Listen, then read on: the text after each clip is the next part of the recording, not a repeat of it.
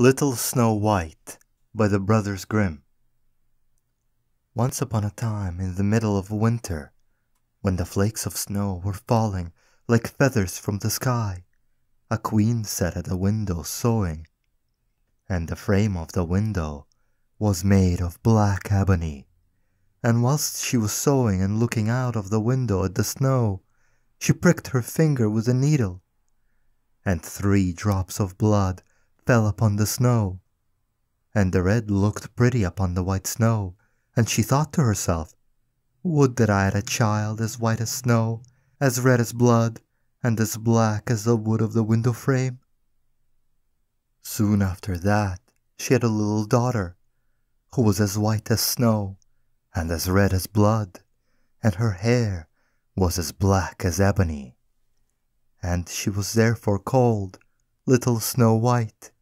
And when the child was born, the queen died. After a year had passed, the king took to himself another wife. She was a beautiful woman, but proud and haughty, and she could not bear that anyone else should surpass her in beauty. She had a wonderful looking-glass, and when she stood in front of it and looked at herself in it, and said, "Looking-glass, looking-glass on the wall, who in this land is the fairest of all?" The looking-glass answered, "Thou, O Queen, art the fairest of all." Then she was satisfied, for she knew that the looking-glass spoke the truth. But Snow White was growing up, and grew more and more beautiful, and when she was 7 years old, she was as beautiful as the day, and more beautiful than the queen herself.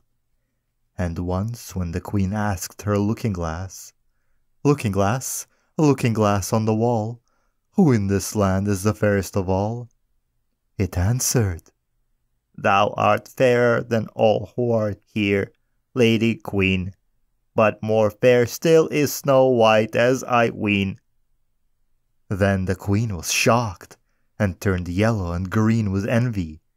From that hour, whenever she looked at Snow White, her heart heaved in her breast, and she hated the girl so much. And the envy and pride grew higher and higher in her heart, like a weed, so that she had no peace day or night. She called a huntsman and said, "Take the child away into the forest. I will no longer have her in my sight. Kill her, and bring me back her lung and liver as a token." The huntsman obeyed, and took her away, but when he had drawn his knife, and was about to pierce Snow White's innocent heart, she began to weep, and said, "Ah, dear huntsman, leave me my life. I will run away into the wild forest, and never come home again." And as she was so beautiful, the huntsman had pity on her, and said, "Run away then, you poor child. The wild beasts will soon have devoured you," thought he, and yet it seemed as if a stone had been rolled from his heart, since it was no longer needful for him to kill her. And as a young boar just then came running by, he stabbed it, and cut out its lung and liver, and took them to the queen, as proof that the child was dead. The cook had to salt them, and the wicked queen ate them, and thought she had eaten the lung and liver of Snow White. But now the poor child was all alone in the great forest, and so terrified that she looked at all the leaves on the trees, and did not know what to do. Then she began to run, and ran over the sharp stones and through thorns, and the wild beasts ran past her, but did her no harm. She ran as long as her feet would go, until it was almost evening. Then she saw a little cottage, and went into it to rest herself. Everything in the cottage was small, but neater and cleaner than can be told. There was a table on which was a white cover, and 7 little plates, and on each plate was a little spoon. Moreover, there were 7 little knives and forks, and 7 little mugs. Against the wall stood 7 little beds side by side, and covered with snow-white counterpanes. Little Snow White was so hungry and thirsty that she ate some vegetables and bread from each plate, and drank a drop of wine out of each mug, for she did not wish to take all from one only. Then, as she was so tired, she laid herself down on one of the little beds, but none of them suited her. One was too long, another too short, but at last she found that the 7th one was right, and so she remained in it, said a prayer, and went to sleep. When it was quite dark, the owners of the cottage came back. They were 7 dwarfs, who dug and delved in the mountains for ore. They lit their 7 candles, and as it was now light within the cottage, they saw that someone had been there, for everything was not in the order in which they had left it. The first said, "Who has been sitting on my chair?" The second, "Who has been eating off my plate?" The third, "Who has been taking some of my bread?" The fourth, "Who has been eating my vegetables?" The fifth, "Who has been using my fork?" The sixth, "Who has been cutting with my knife?" The seventh, "Who has been drinking out of my mug?" Then the first looked around and saw that there was a little hollow on his bed, and he said, "Who has been getting into my bed?" The others came up, and each called out, "Someone's been lying in my bed too."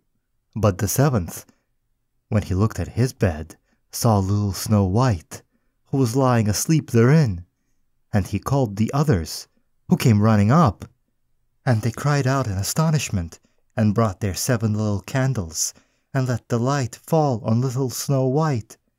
"Oh heavens! Oh heavens!" they cried. "What a lovely child!"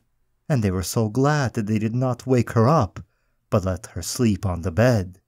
And the 7th dwarf slept with his companions, 1 hour with each, and so passed the night. When it was morning, little Snow White awoke, and was frightened when she saw the little 7 dwarfs. But they were friendly, and asked her what her name was. "My name is Snow White," she answered. "How have you come to our house?" said the dwarfs.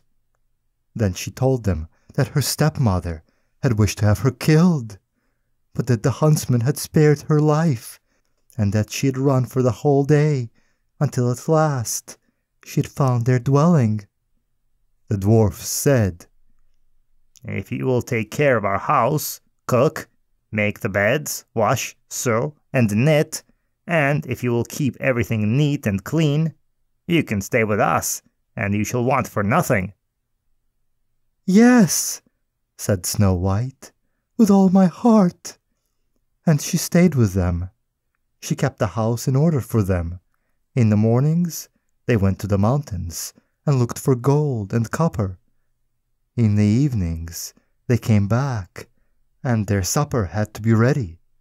The girl was alone the whole day, so the good dwarfs warned her and said, "Beware your stepmother. She will soon know that you are here, and be sure to let no one come in." But the queen, believing that she had eaten Snow White's lung and liver, could not but think that she was again the first and most beautiful of all. And she went to her looking-glass and said, "Looking-glass, looking-glass on the wall, who in the land is the fairest of all?" And the looking-glass answered, "Oh, Queen, thou art fairest of all I see, but over the hills, where the 7 dwarfs dwell, Snow White is still alive and well, and none is so fair as she." Then she was astonished, for she knew that the looking-glass never spoke falsely, and she knew that the huntsman had betrayed her, and that little Snow White was still alive. And so she thought, and thought again, how she might kill her, for so long as she was not the fairest in all the land, envy let her have no rest. And when she had at last thought of something to do, she painted her face and dressed herself like an old peddler woman, and no one could have known her. In this disguise she went over the 7 mountains to the 7 dwarfs, and knocked at the door and cried, "Pretty things to sell, very cheap, very cheap." Little Snow White looked out the window and called out, "Good day, my good woman. What have you to sell?" "Oh, good things, pretty things," she answered. "Stay laces of all colors." And she pulled out one which was woven of bright-colored silk. "I may let the worthy old woman in," thought Snow White, and she unbolted the door and bought the pretty laces. "Child," said the old woman, "what a fright you look! Come, I will lace you properly for once." Snow White had no suspicion, but stood before her and let herself be laced with the new laces. But the old woman laced so quickly and laced so tightly that Snow White lost her breath and fell down as if dead. "Now I am the most beautiful," said the queen to herself, and ran away. Not long afterwards, in the evening, the 7 dwarfs came home.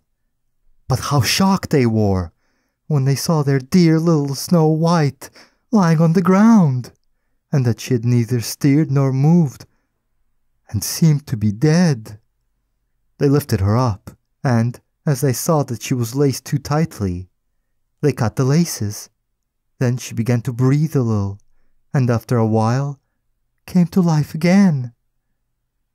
When the dwarfs heard what happened, they said, "The old peddler woman was no one else but the wicked queen. Take care and let no one come in when we are not with you." But the wicked woman, when she had reached home, went in front of the glass and asked, looking glass on the wall, who in this land is the fairest of all?" And it answered as before, "Oh, queen, thou art fairest of all, I see. But over the hills where the 7 dwarfs dwell, Snow White is still alive and well, and none is so fair as she." When she heard that, all her blood rushed to her heart with fear, for she saw plainly that little Snow White was again alive. "But now," said she, "I will think of something that shall really put an end to you." And by the help of witchcraft, which she understood, she made a poisonous calm. Then she disguised herself and took the shape of another old woman. So she went over the 7 mountains to the 7 dwarfs, knocked at the door, and cried, "Good things to sell! Cheap! Cheap!" Little Snow White looked out and said, "Go away, I cannot let anyone come in." "I suppose you can look," said the old woman, and pulled the poisonous comb out and held it up. It pleased the girl so well that she let herself be beguiled and opened the door. When they had made a bargain, the old woman said, "Now I will comb you properly for once." Poor little Snow White had no suspicion, and let the old woman do as she pleased. But hardly had she put the comb in her hair that the poison in it took effect, and the girl fell down senseless.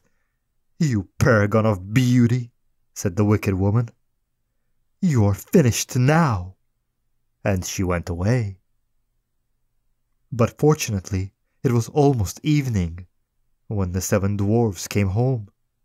When they saw Snow White lying as if dead upon the ground, they at once suspected the stepmother, and they looked around and found the poisoned comb. Scarcely had they taken it out when Snow White came to herself and told them what had happened. Then they warned her once more to be upon her guard and to open the door to no one. The queen at home went in front of the glass and said, looking glass on the wall, who in this land is the fairest of all? And it answered as before, O Queen, thou art fairest of all I see, but over the hills where the 7 dwarfs dwell, Snow White is still alive and well, and none is so fair as she. When she heard the glass speak thus, she trembled and shook with rage. Snow White shall die, she cried, even if it costs me my life. Thereupon, she went into a quiet, secret, lonely room where no one ever came, and there she made a very poisonous apple. Outside, it looked pretty, white, with a red cheek, so that everyone who saw it longed for it. But whoever ate a piece of it must surely die. When the apple was ready, she painted her face and dressed herself up as a farmer's wife, and so she went over the 7 mountains to the 7 dwarfs. She knocked at the door. Snow White put her head out of the window and said, I cannot let anyone in. The 7 dwarfs have forbidden me. It's all the same to me, answered the woman. I shall soon get rid of my apples. There, I will give you one. No, said Snow White, I dare not take anything. Are you afraid of poison? Said the old woman. Look, I will cut the apple in 2 pieces. You eat the red cheek, and I will eat the white. The apple was so cunningly made that only the red cheek was poisoned. Snow White longed for the fine apple, and when she saw that the woman ate part of it, she could resist no longer, and stretched out her hand and took the poisoned half. But hardly had she bit a bit of it in her mouth than she fell down dead. Then the queen looked at her with a dreadful look and laughed aloud and said, White as snow, red as blood, black as ebony wood. This time the dwarfs cannot wake you up again. And when she asked of the looking-glass at home, Looking-glass on the wall, who in this land is the fairest of all? It answered at last, O Queen, in this land thou art fairest of all. Then her envious heart had rest, so far as an envious heart can rest. The dwarfs, when they came home in the evening, found Snow White lying upon the ground. She breathed no longer, and was dead. They lifted her up, looked to see whether they could find anything poisonous, unlaced her, combed her hair, washed her with water and wine, but it was all of no use. The poor child was dead, and remained dead. They laid her upon a bier, and all 7 of them sat around it, and wept for her, and wept 3 days long. Then they were going to bury her, but she still looked as if she were living, and still had her pretty red cheeks. They said, We cannot bury her in the dark ground. And they had a transparent coffin of glass made, so that she could be seen from all sides, and they laid her in it, and wrote her name upon it in golden letters, and that she was a king's daughter. Then they put the coffin out upon the mountain, and one of them always stayed by it and watched it, and birds came too, and wept for Snow White, first an owl, then a raven, and last a dove. And now Snow White lay a long, long time in the coffin, and she did not change, but looked as if she were asleep. For she was as white as snow, as red as blood, and her hair was as black as ebony. It happened, however, that a king's son came into the forest and went to the dwarf's house to spend the night. He saw the coffin on the mountain, and the beautiful Snow White within it, and read what was written upon it in golden letters. Then he said to the dwarfs, "Let me have the coffin. I will give you whatever you want for it." But the dwarfs answered, "We will not part with it for all the gold in the world." Then he said, "Let me have it as a gift, for I cannot live without seeing Snow White. I will honor and prize her as my dearest possession." As he spoke in this way, the good dwarfs took pity upon him and gave him the coffin. And now the king's son had it carried away by his servants on their shoulders, and it happened that they stumbled over a tree stump, and with the shock, the poisonous piece of apple which Snow White had bitten off came out of her throat. And before long, she opened her eyes, lifted up the lid of the coffin, sat up, and was once more alive. "Oh heavens, where am I?" she cried. The king's son, full of joy, said, "You're with me." And he told her what had happened, and said, "I love you more than everything in the world. Come with me to my father's palace. You shall be my wife." And Snow White was willing, and went with him, and their wedding was held with great show and splendor. But Snow White's wicked stepmother was also bidden to the feast. When she had arrayed herself in beautiful clothes, she went before the looking-glass and said, looking glass on the wall, who in this land is the fairest of all?" The glass answered, "O Queen, of all here the fairest thou art, but the young Queen is fair by far, as I trow."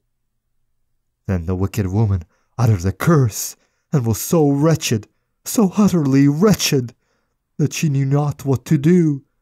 At first she would not go to the wedding at all, but she had no peace, and had to go and see the young Queen.